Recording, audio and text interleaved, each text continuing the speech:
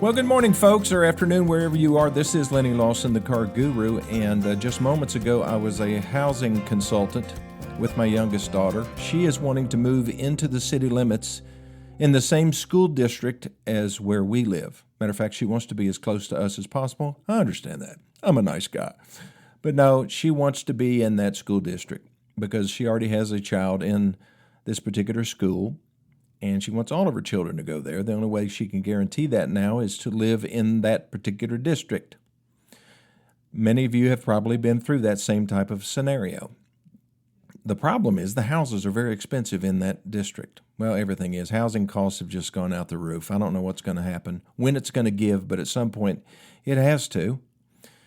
This particular house that she's looking at is exactly where she needs to be. It would get her kids in that school district, but it is probably $150,000 over her budget. And she said, "Dad, I can't quit thinking about it." I said, "Well, here's a thought. You can't afford it, so you might as well quit thinking about it."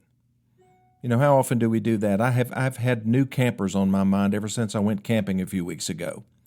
It's foolish because I don't need a new camper. I've got a perfectly good camper. It's a 2018 model. It's 34 feet long, and it sleeps 8 people. And yeah, the paint's a little faded. Some of the letters are peeling off of it. It looks kind of crappy. And yeah, I mean, the interior's pristine, but I went camping. I started looking around, seeing all these beautiful campers. So what do? Yesterday I went to I had to go to Knoxville. I think I mentioned this, to get my Porsche serviced.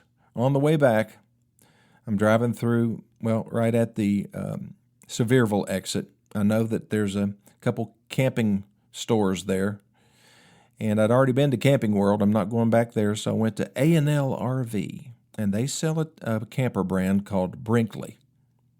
Now, that's a Lenny Lawson camper right there, because I tend to go with quality, and I'll pay a lot more for quality. If I have the perception that this thing is better built than something else, I'm willing to pay more than that. Some people aren't. They just want the cheapest thing they can get. If I can't afford the best, then I just won't buy it. I'll just wait until I can afford it. And the funny thing is, my wife and I had agreed probably 4 or 5 days earlier that we're not buying a new camper. But see, I have this app on my phone, and she has it on hers. It's called Find My Friends. Unfortunately, she was tracking me, wanted to see where I was, and she saw that I was located at A&L RV. And her message to me in a text was very concise and to the point. And I quote, "Get away from there," unquote. Now, quite honestly, if she had been with me and she was looking at this RV, this Brinkley RV, she probably would have been a little more lenient. She would say, "Well, let's go home and think about it," but she would have been very impressed because she likes quality stuff too. So, you know, but when you can't afford it, you can't really justify it. I mean, I'm camping maybe on a stretch year, 5 times a year. And then my nephew Max borrows it. He goes once or twice. Why do I need a $100,000 camper sitting in storage the rest of the time so that I can camp for maybe a total of 10 days, 14 days? But what do? We rationalize it, right? We say, "Oh, I got to have it. Oh, I've got to have that new BMW, or I've got to have that new Jeep Grand Cherokee." But you really don't. And those emotional attachments that we form and the structure that we build underneath that idea to support it, it's all a house of cards, because once we get it home and we get it all loaded up, and then we look at the calendar and reality hits us really hard. Honey, we can't go camping for a couple months. We've got every weekend spoken for. Or you try to make reservations and your favorite campgrounds are always 100% booked. There is no logical reason to buy this camper. there is no logical reason for my daughter to buy that house. It even has a swimming pool. She doesn't need a swimming pool. How much does it cost to maintain? I mean, this is a big pool. Very nice, beautiful. How much does it cost to maintain a pool every year? Somebody told me a pool that size would be somewhere between $3,000 and $4,000 in chemicals, and not counting the extra effort that you have to go through to maintain that pool. Now, my wife and I are still arguing, really not arguing. I mean, there's no sense me arguing with her over this. I want another dog. 5 years ago, we had 6 dogs. Now we have none. They all died. And no, she didn't kill them. It was just natural. They were all about the same age, and they just went one at a time. I want another dog. She says no. She'll probably win that one too. Okay, I'll take my first break. I'll be back in just a minute.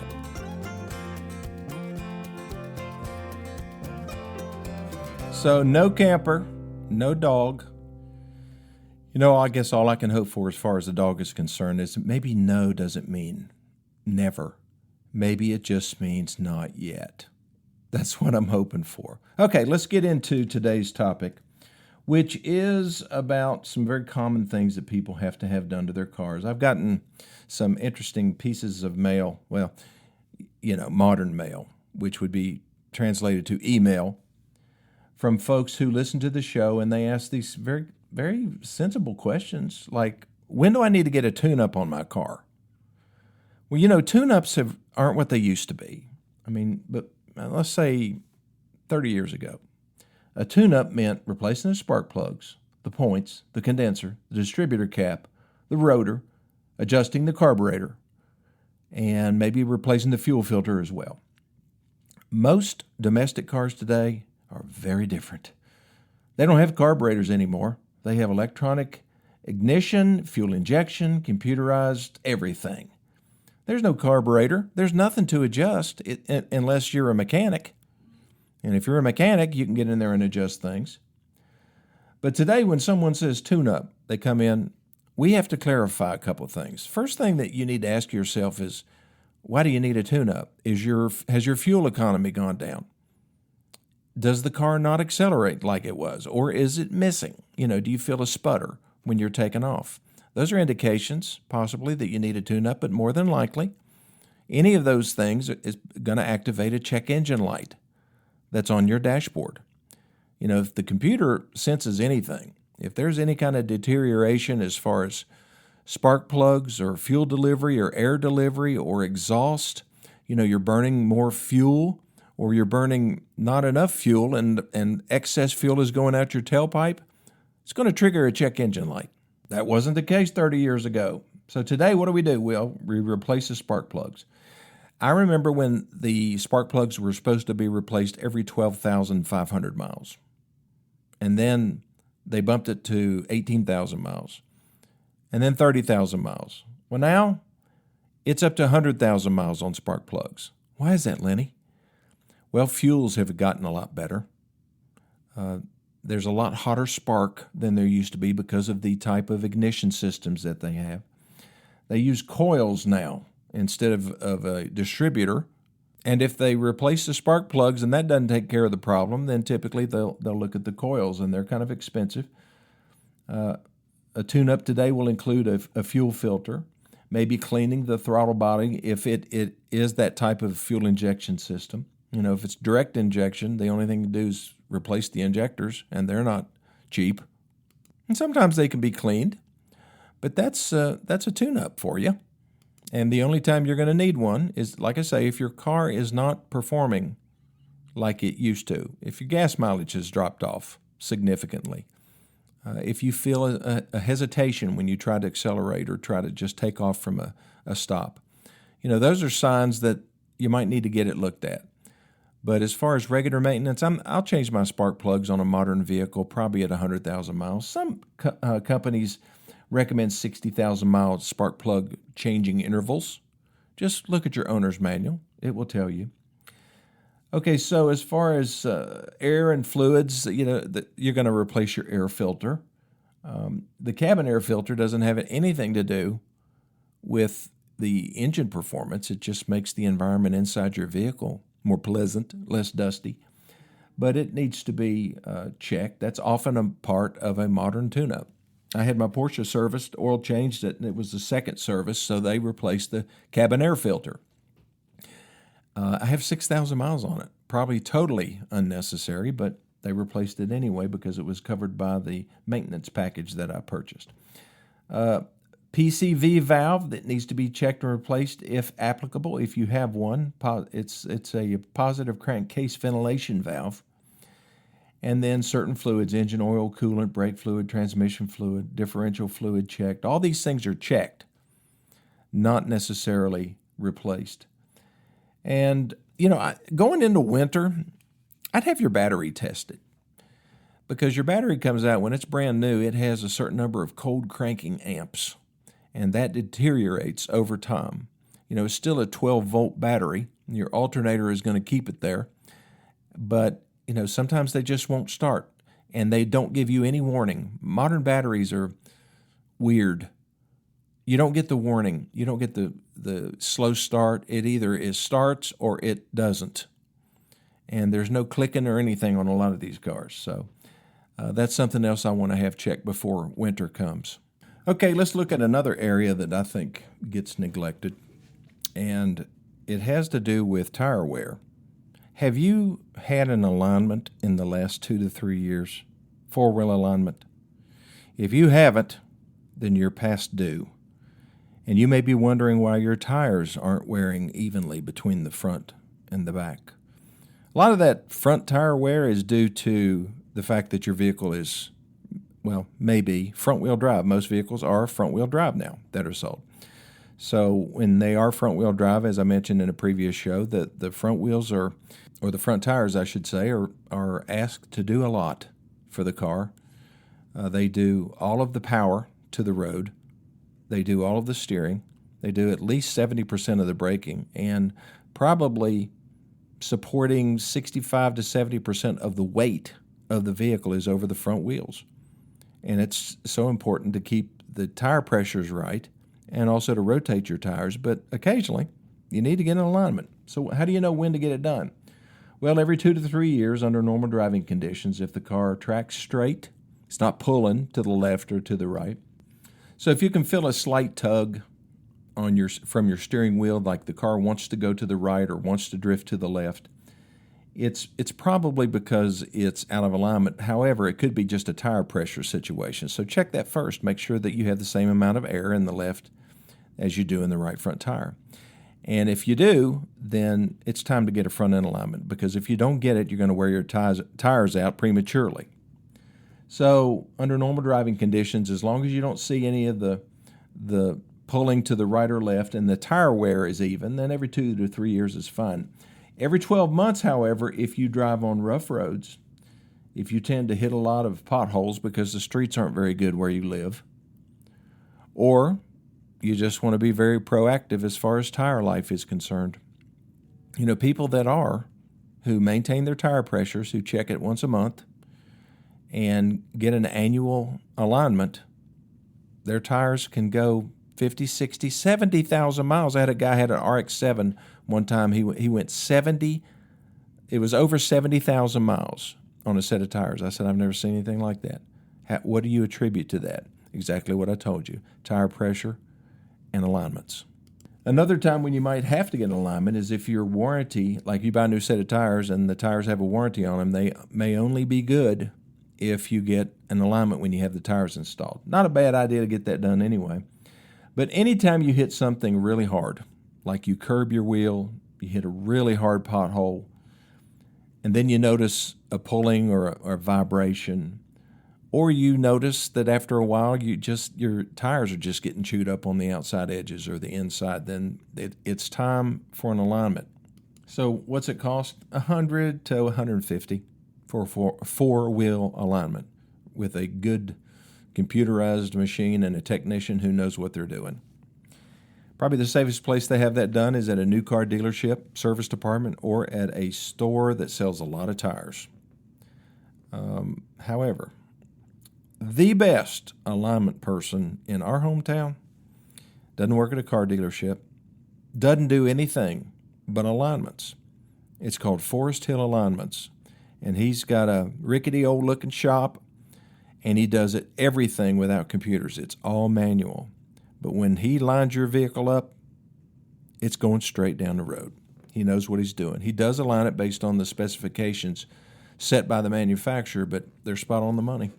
So we do all of our own alignments and all of our customer alignments, but if I have a specialty car, some type of a hot rod or something that's really different, an antique car, then I'll take it to Forest Hills and let them do it, because the modern youthful technician just ain't that swift on these old vehicles. So that's important. Okay, what else? Oh, yeah, I had a listener email me the other day. I may have mentioned this because she was wanting to buy a vehicle to tow a 4,000-pound trailer. And so we were going back and forth. And I didn't realize, I thought she was local. I thought she lived near me and was going to come down and check out my inventory because she couldn't find exactly what she wanted. And I thought I might have something. She's in Ocala, Florida. That's probably 800 miles from me. So she's probably not coming up here. But we were talking about transmissions. And a lot of people have just regular automatic transmissions that have gears in them. And when it shifts, it'll go, it may be a 6-speed transmission. It goes 1 through 6. It may be a 10-speed, like in my F-150. It's a complex transmission, but they're pretty reliable. Then you have the CVT transmission. What does that stand for, Lenny? That stands for continuously variable transmission. And it doesn't have gears. It has cones and belts. And it is hypercritical, if you have a vehicle with a CVT transmission, that you keep the fluid in that transmission very clean, ultra clean. And the way you do that is to have it serviced more often than the manufacturer recommends. A lot of them recommend that you change the transmission fluid. Well, let's look at some companies here. Nissan, Honda, Toyota, and others recommend anywhere from 30,000 to 50,000 miles. Why? Because CVTs are more sensitive to fluid condition. So staying on track is very important. So if you have a CVT transmission, stay on top of that fluid. And why it matters, transmission fluid does a lot of different things. It not only lubricates, but it cools the transmission. It provides hydraulic pressure. And if you have old or burnt fluid, it could lead to overheating, it could lead to slipping, and shorten transmission life. And replacing the fluid regularly can mean the difference between a $250 service and flush of the transmission fluid, or a new transmission, which can cost today anywhere from $5,000 to $7,000. And that's not good. That's an unwelcome expense, isn't it? Almost as much as it will cost my daughter to maintain that pool that she doesn't need. But people just don't think about the transmission. I was looking in Greenville. There's another quick lube place that's opening up, 5-minute lube or something like that. Do you really want your oil changed in 5 minutes? Do you think that's okay? Yeah, you'll get in and out, but you're not buying a hamburger here. You've got non-technicians, just people that have showed up. They responded to an ad, make $15 an hour, so they come in and they get trained for about a week or so, and then they're underneath your car, your $100,000 F-250 diesel, and they're screwing off your Motorcraft filter and putting on some off-brand filter, and then they're trying to upsell you everything that they can. And I know it's convenient, it's quick. Your life is that way. You need everything done quickly. That's not one thing you want done quickly. You want factory-trained technicians not only doing repairs to your vehicle, but servicing your vehicle and making sure that it's done right. Okay, I'll take my last break. I'll be back in just 1 minute.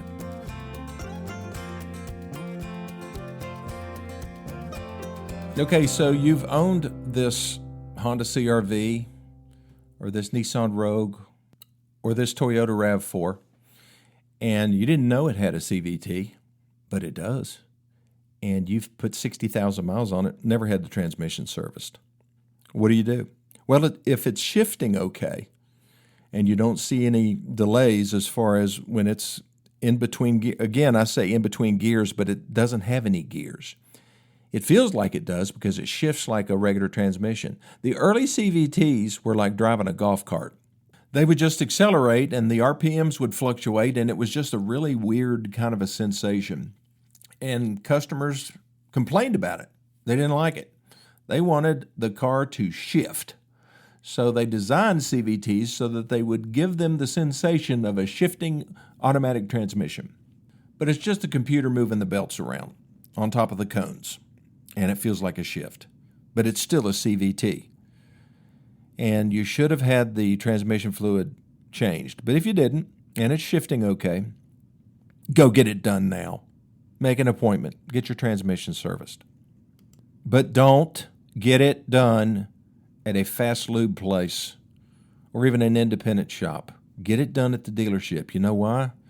Because if you get it done at the dealership and then you come in, 10 or 20,000 miles later with transmission trouble, they're going to look up the records and see if you ever had your transmission serviced.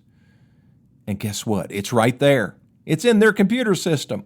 And you might get some help because more than likely your CVT is toast and they're going to have to replace it, but they might pay for half of it. Or they might pay for all of it. You just never know. But I tell you, they won't pay for any of it if you have it done at the fast lube place. Well, thank you for listening to this edition of My Car Guru. If you want the My Car Guru guidebook, just send me your email address and I'll forward you the PDF. It is priceless. Well, the price is free, so the value of it is, it's hard to determine. Because if you go in to buy a car without it, you'll probably pay a couple $1,000s more than you would have with it. It's that simple. It's really a simple process that will defeat let's say the bandits in the business. They will not like you as much, but they will sell you the car because that's their job. And some of the cars that they sell, people that come in without the guidebook and they don't know what they're doing, they'll make a home run on them. They'll make $5,000-$6,000 in profit. But on you, they won't make hardly anything. They might make $500 or $600, but doesn't that sound good, though, to be able to use words to get a better deal? It's all in the My Car Guru guidebook in PDF form. Just send me your email address and I'll send it to you. Text it to me, 423-552-2020, or send me an email to lennylawson2020@gmail.com. Lenny is spelled Lennie. Well, thanks for listening, and I'll see you on the next edition of My Car Guru.